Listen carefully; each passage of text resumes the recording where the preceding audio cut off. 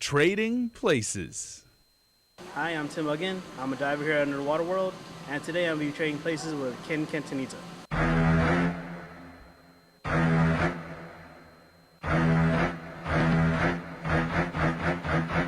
Underwater World has been on Guam for over a decade, featuring an 800,000-gallon aquarium with a 319-foot tunnel, along with over 15,000 different kinds of fish. And today, I may not have been going to the deepest part of the earth like James Cameron did a couple of months ago, but I was going to descend down 12 feet of water to see what's up with our fishy friends. We started our day with diver Tim Uggan giving us a tour of the freshwater exhibit that features basically everything you'll find in the rivers of Guam, from tilapia to coconut crabs to the brown tree snakes. An interesting note, Tim says most of the sea creatures at Underwater World recognize the uniform and tend to respond better with staff. Tim says he was a spear fisherman at first, and it took him over 6 months to get to learn about all the fish at Underwater World. So what made you get into this profession? Believe it or not, I kind of fell into this. How so? Well, in the aquarium, you got two types of people working in the aquarium. You got the marine biologists, the ones that go to school for this, and then you got the divers that just want to dive. Yeah, I was a diver, and then I just kind of turned into one of these fish people. And it's the Underwater World staff who interact with the fish and answer the millions of questions that locals, tourists, military, and especially children have on a daily basis, including myself. Have you ever been bitten by one or like attacked by one? Nah, never attacked. We hand feed the sharks here, so you know sometimes they miscue and they miss the fish, or they take the whole fish with a glove. They don't take our hands though. So we have all of our fingers. However, Tim likens the fish to his pets and says playing with the fish is one of the perks of his job. What do you like most about your job? Well, we get to mess with sharks all day. It's not scary? I tend to be a little bit nervous at first, but nah, these guys are like our puppies. They're like big dogs to us. Especially the zebra sharks, because those are the sharks that we handle the most with our hands. From the brief tour, I already spotted some of my favorites, which included the lionfish, the seahorse exhibit, and of course Little Nemo, who according to Tim is actually a tough clownfish and highly territorial. Before even getting into the water, we moved on to prepping food, which is how Tim normally starts his day. Most of the food prepared for the fish are of high quality and the same seafood you and I eat, as each is store-bought from the shrimp to the bigger fish. Every day the diet changes. Try to feed them as much different things as possible. Just like you, if you always ate salad, you wouldn't like salad no more, would you?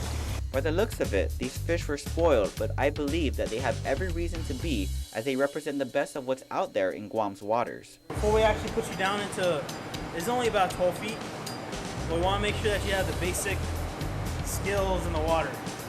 I'm nervous. Oh, don't be nervous. I've done this once. So we started by defrosting the krill by rinsing them in cold water to cutting the calamari to the bigger fish. We cut them into different sizes because I learned that the fish will only eat food that is as big as their mouth. So like a chef, I needed to test how the food tasted to ensure what we're feeding our fishy friends is good enough for me to eat as well. Not bad. I need cocktail sauce. I should note that the only thing I ever cook is grilled cheese sandwiches or warming a hot pocket. So cutting fish and preparing it was an experience in itself. So after putting some muscle into cutting the bigger fish, we began to clean up our prep area in order to prevent that fishy smell, which I should note was never an issue while I was there. Next, we started cleaning the gravel in the tank using the gravity-fed siphon, which essentially is a big plunger that cleans the fish poop from the gravel, and by the looks of it, the fish know how to dump a load. After cleaning and prepping, we finally were moving toward the diving part, and before I could even step into the water, I needed to take a crash course of what's to be expected in the water and what I should and should not do. I answered a questionnaire regarding any health concerns and ultimately signed my life away. And just like my day job where I read a script on the teleprompter, I read the cue cards of everything I needed to know for my dive. Your adventure begins here. You'll be introduced to a fascinating part of the world. I learned about how water pressure affects you, how to breathe properly underwater, but Tim noted that he would be there every second, so need not to worry. Seeing aquatic life is the best part of diving. Observe, never tease or harass. Most do not sting or bite. Most do not sting or bite. Most avoid divers. But in case there were any problems, I was taught the hand signals, which are the only way of communicating while down under. Hand signals. Okay, what's this? Stop, go up, go down, slow down, take it easy. Ear problem, check your air gauge, out of air and something is wrong. Now it was time to get me all geared up. Right here is your wetsuit. Please put it on. Make sure the zipper is in the back. This was getting all too real and I started to feel anxious. However, now that I was all tucked away, I was ready to jump in after Tim gave me one last briefing. So now it was time to go in. We got this, KUAM. I'm going to be honest, everything I learned went out the window as my nerves got the best of me.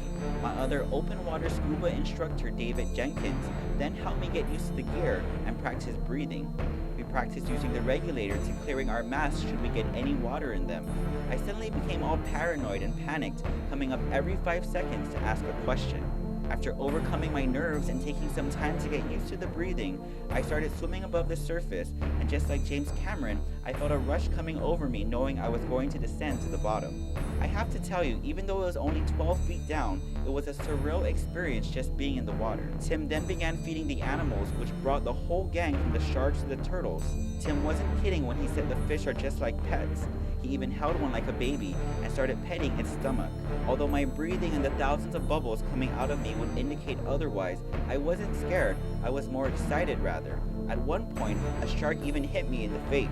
I couldn't believe that Tim and Dave do this on a daily basis and consider it work. They were right when they said that this was not a certification course, but a proof of an experience, one I will never forget. Today, Ken traded places with me, and he did some shark food prep. We also scrubbed the tank and did some gravel rinsing. And because he's not a certified diver, he did the new Discover Scuba Diving right here. He did a really good job. He just touched a lot of sharks, and that's pretty much it. All right, this is Tim. Back to you at the station. Trading places.